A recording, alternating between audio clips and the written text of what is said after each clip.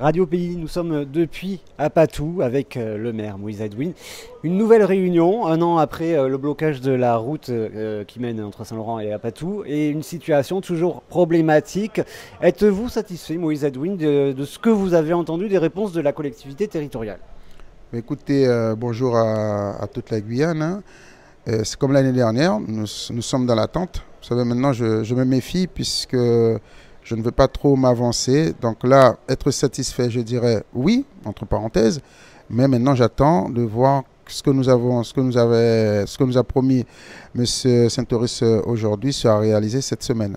Puisque nous attendons du matériau pour la route, pour que les travaux puissent commencer, en tout cas que la régie de Saint-Laurent puisse réaliser ces travaux-là, ces travaux d'urgence, puisque comme vous l'avez vu vous aussi, la situation de la route est devenue très très grave, il risque d'avoir des accidents.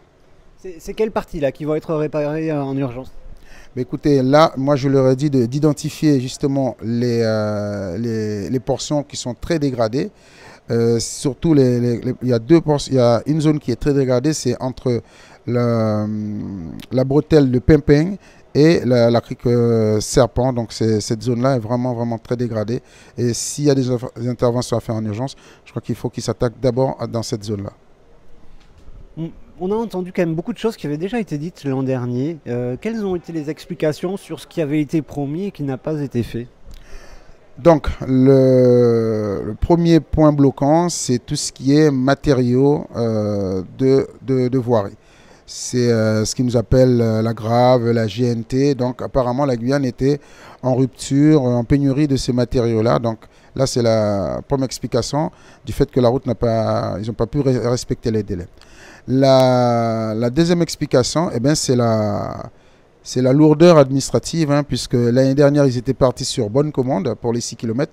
Mais cette année, comme c'est 10 km qu'ils ont réalisé et qu'il y a eu des soucis avec les concurrents, donc la loi les oblige à passer par un marché.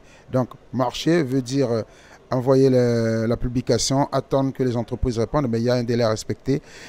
Donc, ces deux raisons-là qui nous a donné pourquoi la route n'a pas encore été débutée. En tout cas, les 10 km n'ont pas été encore commencés. Vous saviez quand même... Ouais. Les bons de commande, quand on dépasse certaines sommes, ça n'aurait pas pu être anticipé de faire un marché directement, un appel d'offres l'an dernier? Ben écoutez, c'est ce qu'on avait convenu, hein. Donc l'année dernière, ils ont dit donc c'est l'urgence, la route a été bloquée, on va répondre rapidement, donc on passe un bon de commande pour réaliser ces 6 km-là. Pendant ce temps-là, de Saint-Laurent vers Apatou, la régie va continuer à boucher le trou. Donc là, la régie n'a pas pu faire ce qu'il fallait faire, d'après ce qu'il nous dit, puisqu'il y avait ce pénurie de matériaux pour la route. Effectivement, ils auraient pu. Et là, ma question, je lui ai posé la question, pourquoi ne pas commencer à anticiper sur 2024 et 2025? Là, il n'a pas pu me répondre. Il m'a dit qu'ils ne peuvent pas me dire au jour d'aujourd'hui combien de kilomètres ils vont réaliser parce qu'il y a beaucoup de paramètres qui rentrent en compte. Donc, il ne peut pas s'avancer sur le linéaire qui va être réalisé les autres années. Vous n'avez pas peur? Vous n'avez pas le sentiment d'être mené en bateau, Moïse Aïdouine? Ben écoutez, je ne vais pas dire ça devant les médias, mais en tout cas, c'est le ressenti du collectif Makandi. Et c'est la raison pour laquelle, à un moment donné, les représentants du collectif et même la population s'étaient énervés puisqu'ils pensaient que les réponses que leur apportaient, c'était de se moquer d'eux. Là, ils ont sorti les termes comme des Guyanais de seconde zone ou même des Français de seconde zone. Donc là, effectivement, je crois qu'il y a quelque chose à faire de ce côté-là pour rassurer cette population-là.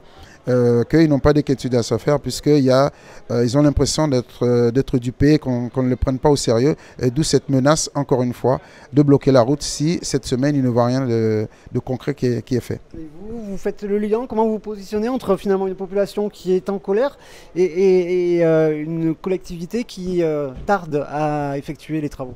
Eh bien, écoutez, moi je suis dans mon rôle d'élu de proximité, je fais le lien entre la collectivité territoriale et les habitants.